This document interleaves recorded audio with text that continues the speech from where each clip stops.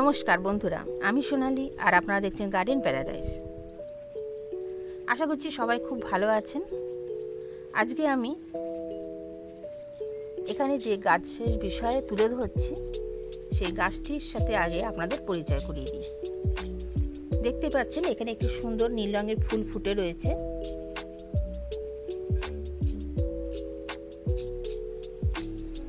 এই গাছটার নাম নীলঘণ্টা। কেউ কেউ একে নীলকণ্ঠও বলেন, আবার কেউ কেউ একে নীলঝুঁটিও বলে থাকেন। এটি একটি বহুবর্ষজীবী গাছ। অনেক বছর এই গাছটা কিন্তু বেঁচে থাকে। আর এই গাছে প্রচুর পরিমাণে ফুলও ফোটে।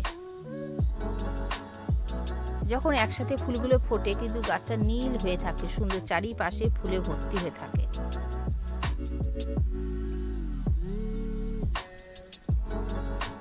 এই গাছকে বসাতে গেলে সবসময় বন্ধুরা যে টবে বসাবেন সবসময় চেষ্টা করবেন টবে ড্রেনেজ সিস্টেমটা যেন খুবই সুন্দর থাকে।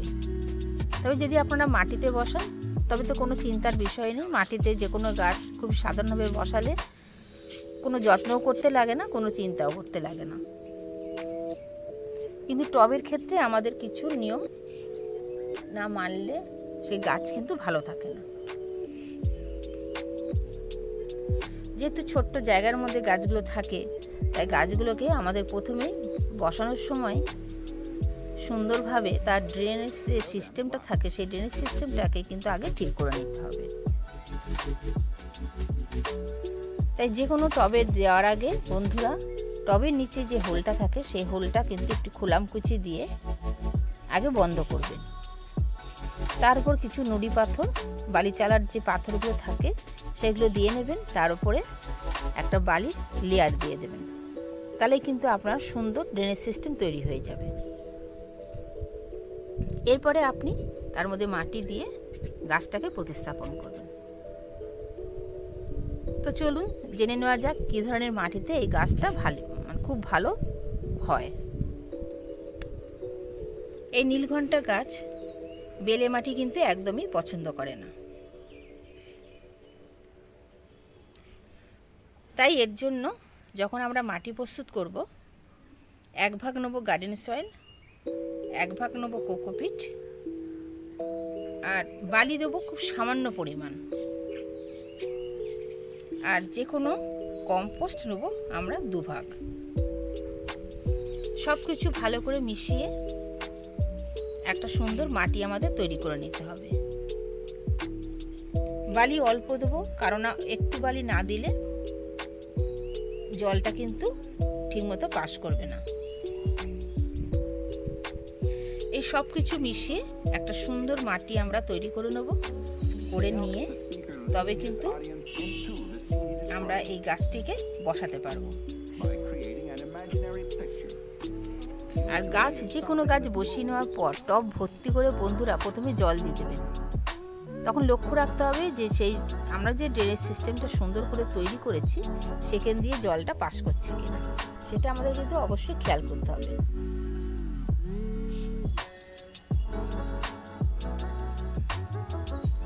এবার আসি আলোর বিষয়। কীরকম আলোর প্রয়োজন? এই গাছ ফুল সানলাইটে খুব পছন্দ করে। যদি ফুল সানলাইটে থাকে গাছ ভর্তি করে কিন্তু ফুল দেবে, কিন্তু সেমি শেডেও এই গাছ খুব ভালো থাকে, সেমি শেডেও ফুল দেবে।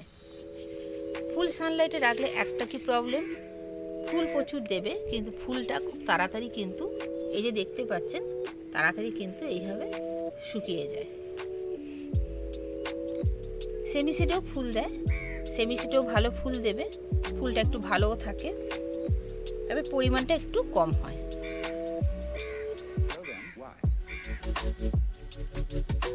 নীলঘণ্টা গাছ জল কিন্তু খুব পছন্দ করে। এর মাটিটা এই যে দেখতে পাচ্ছেন, মাটিটা কিন্তু সবসময় এরকম ময়েস্ট ভাবটা রাখতে হবে, যার জন্য আমরা কিন্তু কোকোপিটটা এর মধ্যে মেশাচ্ছি। শুকিয়ে গেলে কিন্তু ফুলটা খুব তাড়াতাড়ি ঝরে পড়ে যাবে। এরকম একটু ভিজে ভিজে ভাব যেন সবসময় মাটিতে বজায় থাকে। কখনো কিন্তু গোড়া একদম খটখটে শুকনো হতে দেবেন না।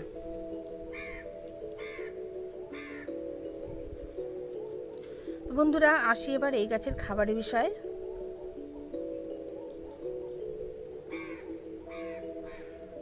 এই গাছে 1 মুঠো সর্ষের গুঁড়ো খোল, 2 চামচ হাড় গুঁড়ো আর 1 চামচ পটাশ ভালো করে মিশিয়ে 15 দিন অন্তর 1 চামচ থেকে 2 চামচ এই গাছের এইরকম ধার বরাবর দিয়ে যেতে হবে। ভালো করে দেওয়ার আগে গোড়াটাকে ভালো করে খুঁড়ে নেবেন, নিয়ে এই ধার বরাবর 1 থেকে 2 চামচ করে সেই মিশ্রণটা দিয়ে দেবেন। এই মিশ্রণটা দিলে ভালো করে জল দিয়ে দিতে হবে। আর এটাই হচ্ছে গাছের কিন্তু মেন খাবার। এই খাবারটা যদি দিয়ে যেতে পারেন আপনার গাছ ভর্তি হয়ে কিন্তু ফুল ফুটবে। আপনারা দেখুন আমার এই গাছটায় প্রচুর পরিমাণে কিন্তু কুঁড়ি এসেছে। কুঁড়িগুলোর রংটাও ঠিক পাতার মতো বলে অতটা বোঝা যাচ্ছে না। এই দেখুন,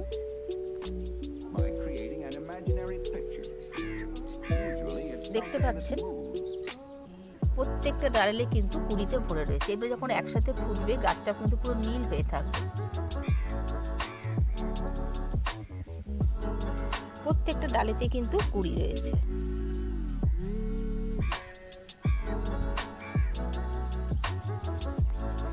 আর গাছটাকে যখন লাগাবেন, গাছটা কিন্তু যখন একটু বেশ বড় হবে, আপনারা যদি চারপাশ থেকে সুন্দরভাবে গাছটাকে ছিটে দিতে পারেন, এই গাছটা কিন্তু আরও ঘন হয়ে তৈরি হবে। আমি দেখুন চারপাশ থেকে ডালপালা একটু কাটিং করে দিতে গাছটা কিন্তু আমার সুন্দরভাবে চারপাশে ছড়ানো।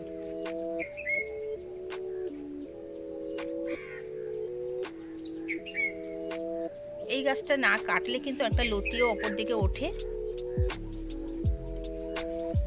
অনেকে একে যেন লতানো গাছ হিসাবেও জানে, কিন্তু আমি এটা ডালপালা দিয়ে সুন্দরভাবে ছেটে দিয়ে চারপাশে ঘন করে একটা নতুন শেপ দিয়ে রেখে দিয়েছি। এতে গাছটা দেখতে কিন্তু আরো সুন্দর লাগে।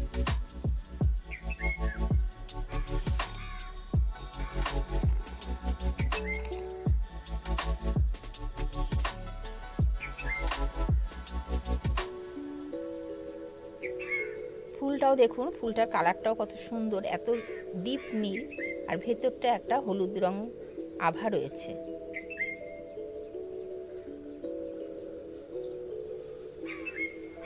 তো বন্ধুরা আজকে এই গাছের পরিচর্যা আপনাদের সামনে তুলে ধরলাম। কেমন লাগলো অবশ্যই জানাবেন। যদি ভালো লাগে একটা লাইক দিতে কিন্তু ভুলবেন না। আর যারা নতুন আমার চ্যানেলে এসেছেন বন্ধুরা, তারা কিন্তু সবার আগে আমার চ্যানেলটিকে সাবস্ক্রাইব করে নেবেন, পাশে থাকা বেল আইকনটি প্রেস করে দেবেন। তাহলে যখনই কোনো নতুন নতুন ভিডিও আমি আপলোড করব সবার আগে কিন্তু আপনাদের কাছে পৌঁছে যাবে। আমি আরও বেশ কিছু গাছের সম্পর্কে তুলে ধরবো, সেগুলো সব আপনাদের কাছে পৌঁছে দেব। তার আগে দয়া করে আমার চ্যানেলটাকে বন্ধুরা সাবস্ক্রাইব করে কিন্তু নেবেন। আজ তবে এই পর্যন্ত, দেখা হচ্ছে আবার কোনো নেক্সট ভিডিওতে। সবাই ভালো থাকবেন, সুস্থ থাকবেন। নমস্কার বন্ধুরা।